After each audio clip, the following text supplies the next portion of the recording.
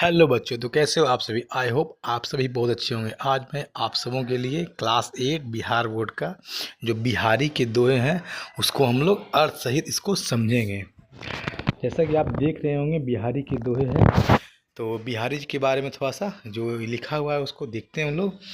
तो रीति काल के प्रतिष्ठित श्रृंगारी कवि बिहारी के दोहे गागर में सागर हैं। गागर में क्या होता है बच्चों? गगरी। है ना। मान के चलिए जैसे एक लोटा में आप पूरे सागर को रख दिए हैं, तो इनका इस तरह का माने जो इनका दोहा रहता था या दोहा है जो वो श्रृंगार, इतना श्रृंगार उसमें है कि मतलब पढ़ते पढ़ते आदमी को लगता है कि मतलब बहुत अच्छा महसूस होता है ना। वैसे तो बिहारी प्रेम की कवि के रूप में प्रतिष्ठित हैं, पर उनके भक्ति और नीतिपरक दोहों को भी व्यापक लोकप्रियता मिली है। बात यहाँ पर ये आ रहा है कि बिहारी जी के बारे में कहा जाता है कि ये प्रेम के दोहा लिखते थे, प्रेम की कविता लिखते थे, लेकिन इनका भक्ति में भी इनको बहुत लोकप्रियता मिली है। इस पाठ में उनके द्वारा रचित तीनों तरह के दोहे शामिल हैं। अब इस मतलब इसमें जो लिखा हुआ है बच्चों दोहा, इसको हम लोग पहले लय के साथ पढ़ने का प्रयास करते हैं। आप लोग ज़रूर मेरे साथ साथ पढ़िएगा। थोड़ा दोहा कठिन है लेकिन हम लोग प्रयास करेंगे। चलिए शुरू करते हैं।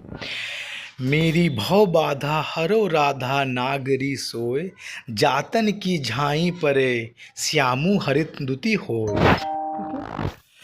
जप माला छापे तिलक सरे, न एको कामू, मन कांचे नाचे वृथा सांचे राचे रामू। फिर आगे है, बतरस लालच लाल की मुरली धरी लुकाई, सोह करे भों हनु हंसे, दैन कहे नटी जाए। जब जब वह सुधि कीजिए तब तब सुधि जाहें, आँखिन आँखी लगी रहे आँखें लगती नाहें। नर की अरु नल नीर की गति एके करी जोय, जे तो नीचो हवे चले ते तो ऊंचो होय। संगति सुमति न पाव ही परे कुमति के धंध, राखो मेली कपूर में हिंग न होत सुगंध।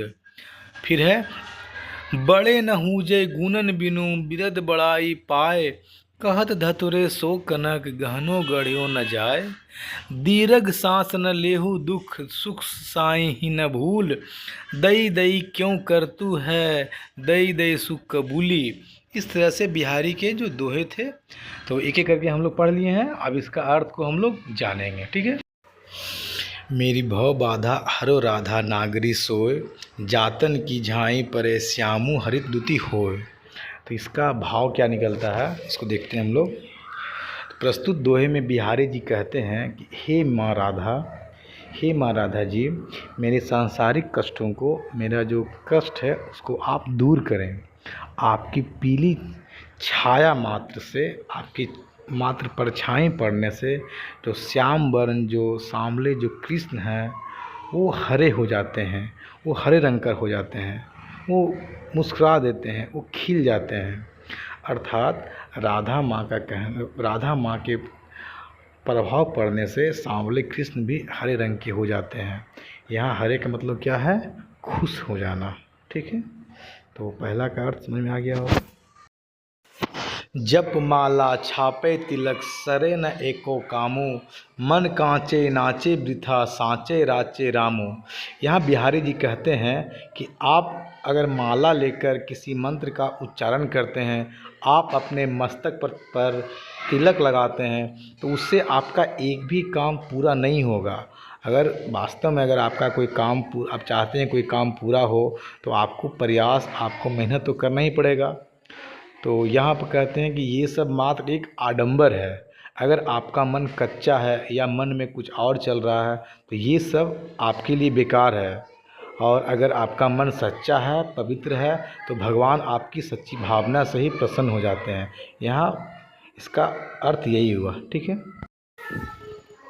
बतरस लालच लाल की मुरली धरी लुकाई, सोह करे भों हनु हंसे दैन कहे नटी जाए।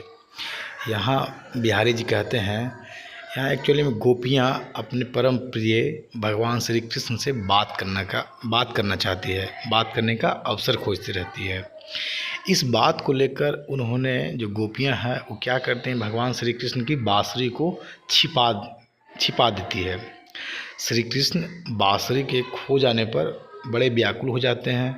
वे गोपियों से बांसुरी के बारे में पूछते हैं तो गोपियां झूठ बोलती है और झूठी सौगंध खाकर कहती है कि बांसुरी हमने नहीं देखा है। तो भगवान श्री कृष्ण समझ जाते हैं ये गोपियां झूठ बोलते हैं, है ना। तो मैंने उनको लगता है कि बांसुरी इन्हीं के पास है। तो यहाँ क्या है, मतलब भगवान श्री कृष्ण जब गोपियों से बांसुरी लौटाने को कहते हैं तो गोपियाँ क्या करती हैं, साफ मना कर देती है। और ये जो मैंने इसमें जो दोहा है इसमें क्या है, श्रृंगार रस है, ठीक है। जब जब वह सुधि कीजिए तब तब सुधि जाहि, आँखिन आँखी लगी रहे आँखें लागती नाही।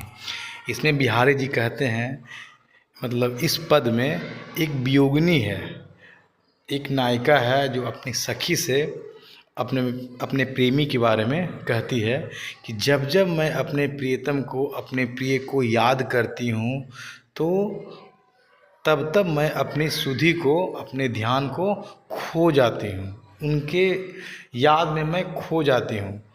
और उनकी आँखों के ध्यान में, जब उनकी आँखों के मतलब ध्यान करती हूँ तो उसमें क्या होता है, मेरे हृदय रूपी आँखें लग जाती है और फिर नायिका को क्या होता है, नींद नहीं आता है, ठीक है। आई होप आप समझ गए होंगे।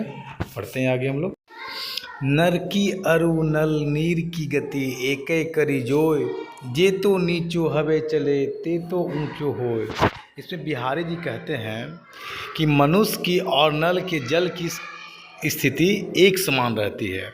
जिस प्रकार नल का जल जितना नीचे होकर गिरता है उतना ही उससे ज़्यादा पानी गिरता है, ऊंचा पानी निकलता है। ठीक उसी प्रकार मनुष्य जितना नर्म व्यवहार का रहेगा उतना ही वो आगे तरक्की करेगा।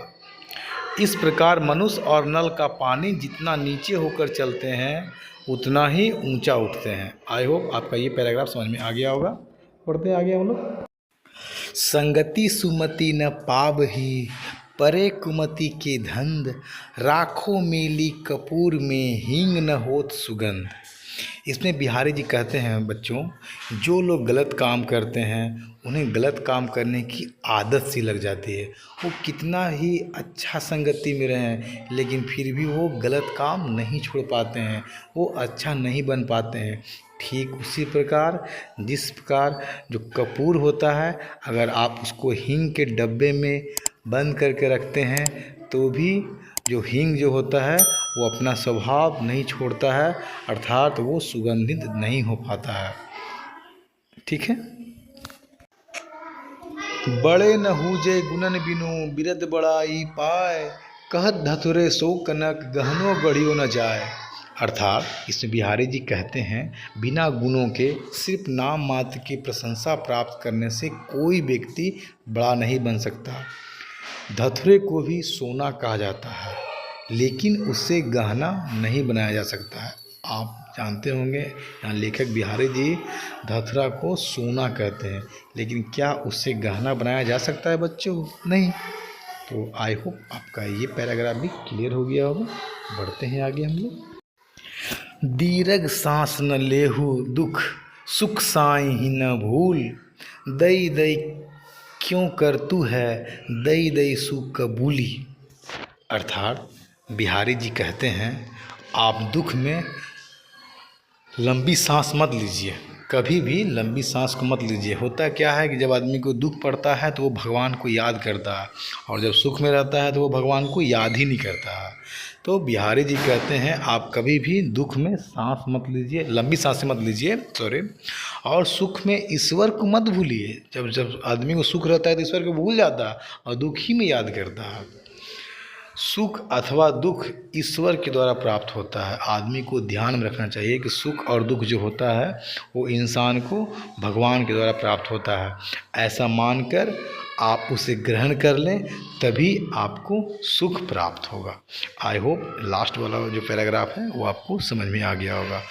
पूरे पैराग्राफ अगर जो मतलब पूरा जो पोएम है इसको आप अच्छे से वीडियो देखिए, आपको ज़रूर क्लियर हो जाएगा, ठीक है।